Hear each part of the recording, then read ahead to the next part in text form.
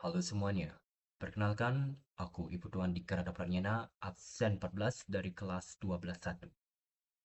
Pada kesempatan kali ini, aku akan menjelaskan mengenai konsep dan fenomena kuantum, atau secara kerennya biasa kita sebut sebagai fisika kuantum. Berdasarkan tujuan pelajarannya, fisika kuantum ini ada di bab yang ke-8, dan pertama-tama aku akan menjelaskan mengenai konsep foton, yang merupakan fondasi utama dari fisika kuantum. Ya, sebenarnya ada dua konsep. Ada konsep foton dan efek fotolistrik. Tapi pertama-tama, aku akan menjelaskan mengenai foton. Foton merupakan partikel dasar atau partikel elementer dari radiasi elektromagnetik. Foton ini berkaitan dengan panjang gelombang yang biasa kita sebut sebagai lambda. Panjang gelombang berhubungan erat dengan cahaya.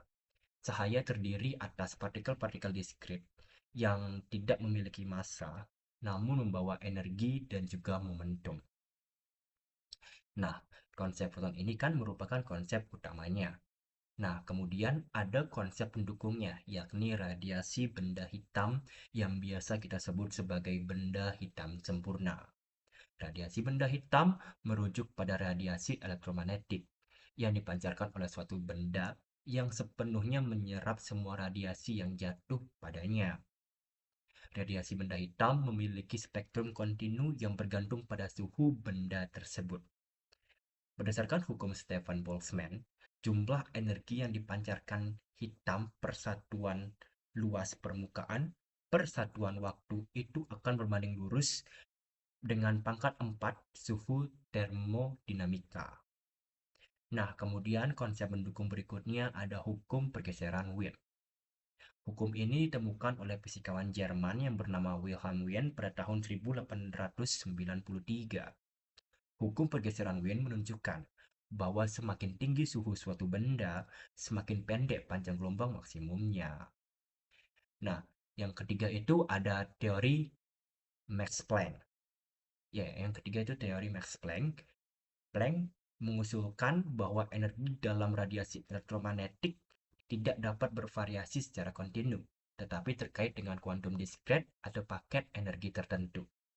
Nah, aku sudah menjelaskan mengenai konsep dari foton itu. Kemudian di sini ada lagi konsep utamanya yang kedua, yakni efek fotolistrik.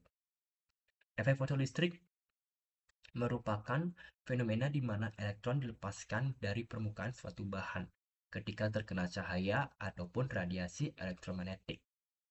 Efek ini pertama kali diamati oleh Heinrich Hertz pada tahun 1887 dan kemudian dijelaskan secara teoritis oleh Albert Einstein pada tahun 1895 dalam sebuah artikel yang menyusun teori kuantum Max Planck.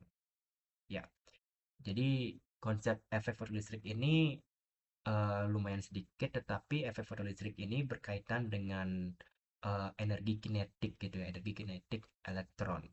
Dan kalian dapat menemukan rumusnya itu di buku ataupun kalian bisa mencarinya di internet.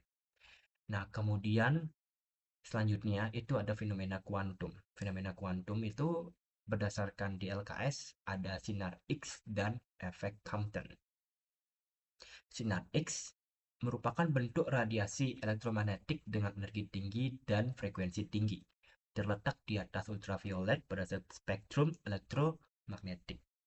Sinar X dapat dihasilkan, ya.